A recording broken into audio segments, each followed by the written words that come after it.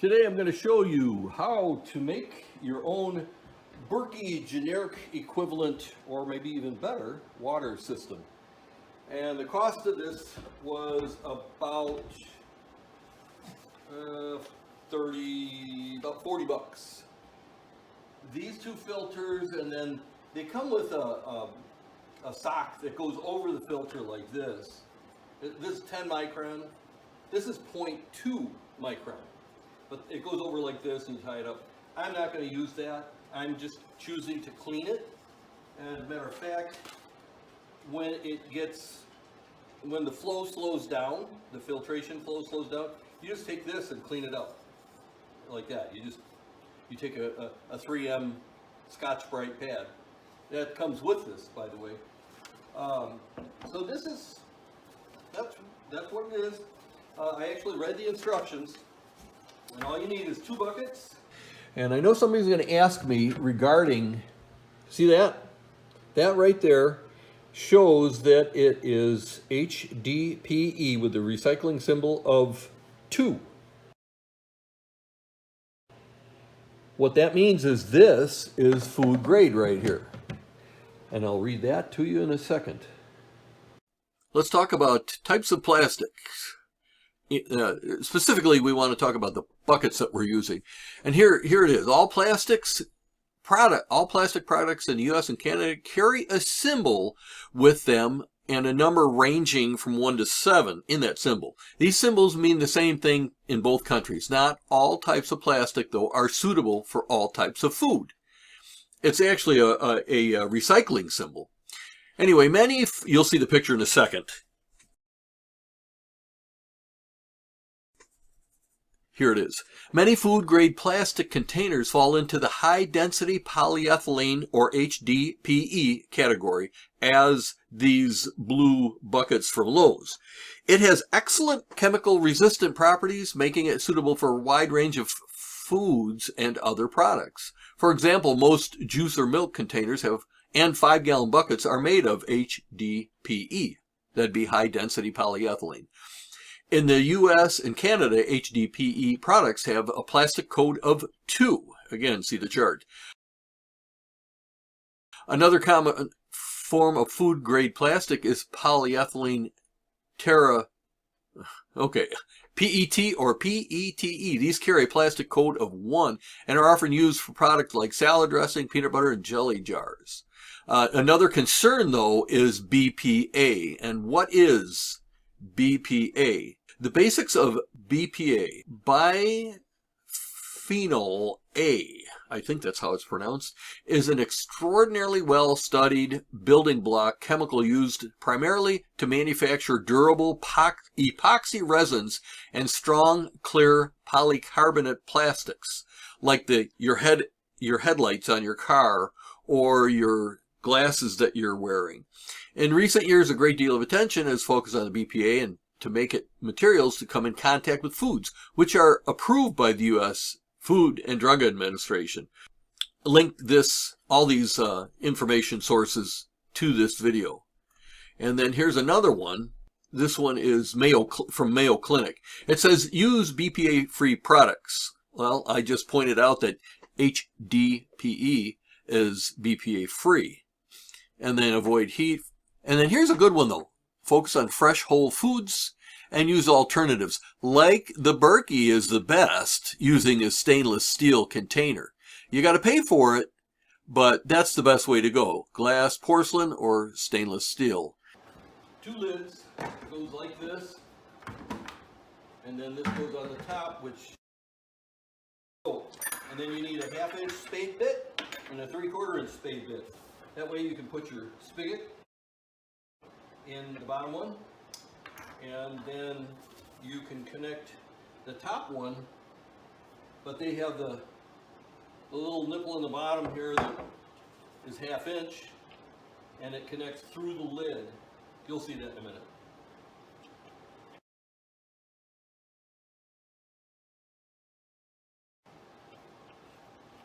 But it's pretty simple, and this is 0.2 micron.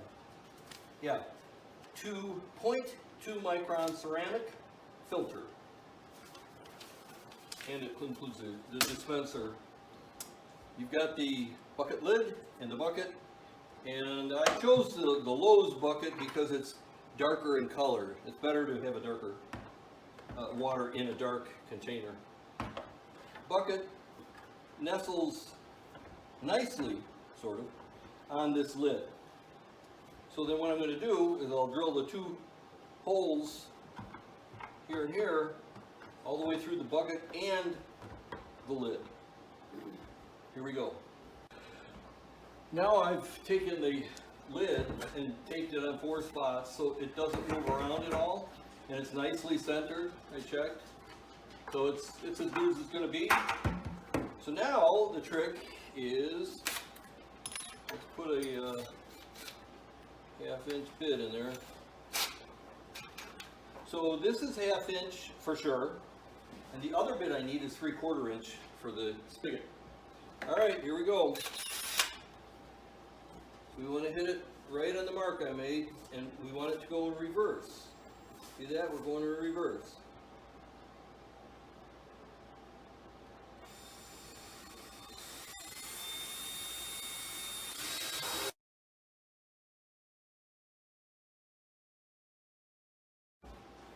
Perfect. So now we take that off. I just use, again, I use painter's tape. Use what you got. So what I'm going to need to do is deburr this, because it's got 2 seals.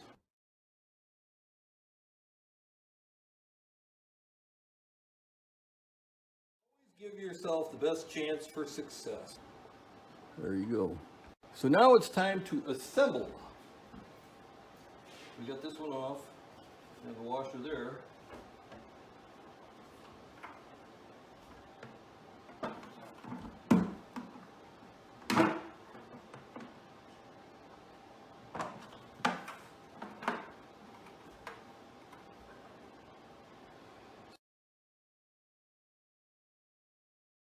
Put this washer down, all the way down, like that.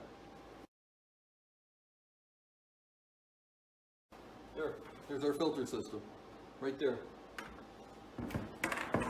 We put this guy here, snap our bucket down.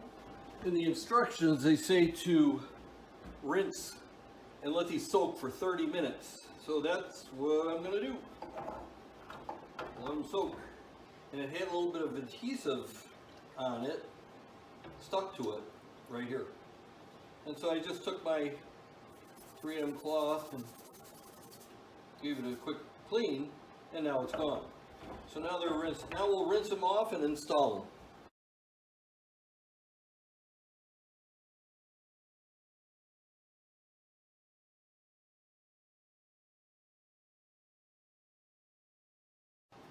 Okay, so it looks like this is the inside part, and then our washers, they're thick silicone washers.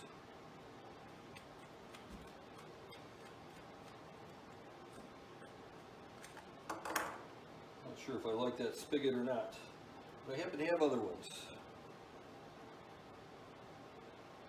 Should be the trick. Now the important part is that we don't drill our hole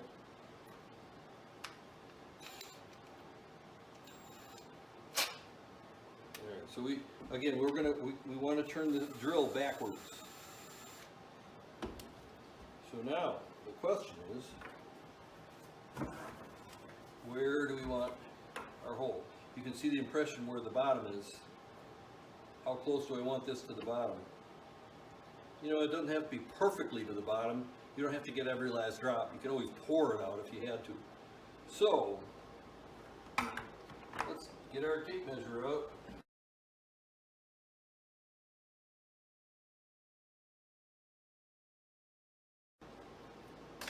What do you think? Right here? That looks good. So, let's do it.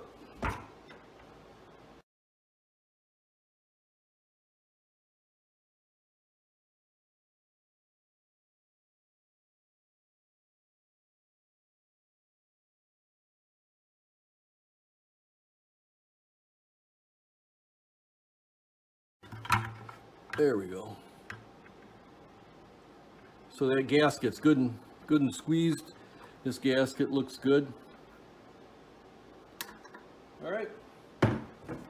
There's their system right there. And we'll put this one like that. Voila. There it is. Now we fill it.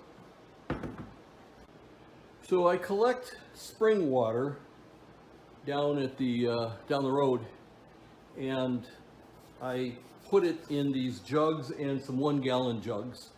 So now I'm going to remove that and install my system. Filtered water. This is what this looks like. So it's not too unsightly. So now we'll fill it.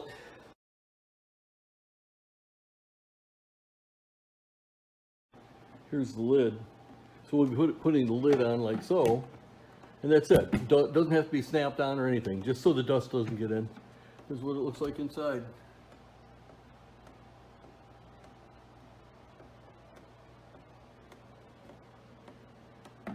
Hear that? The filters are doing their thing.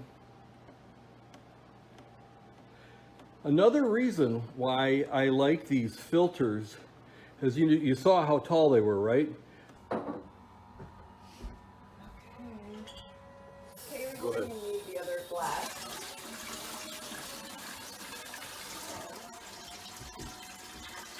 One. Dad, do the stacks.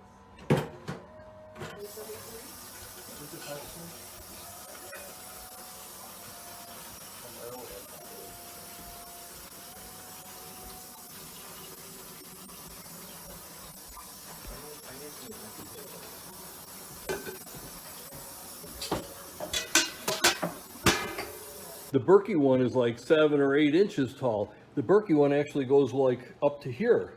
Well, when the water level's here, this filter is filtering 100%. The Berkey, which is thinner or has a smaller diameter, like 2 inches versus 4 inches, like what we just put in, but it's taller, and the filter effectiveness is very minimal at the top, but it uses a lot, and then it gets slower and slower. So really, this is a better design, having the filter closer to the bottom. So now it's complete. This shot here shows the spigot and the water gauge, the glass water gauge I've added to it. That way I know how full the bucket is, since it's a dark colored bucket. Here is the water level right there. And it's working great. Thanks for watching.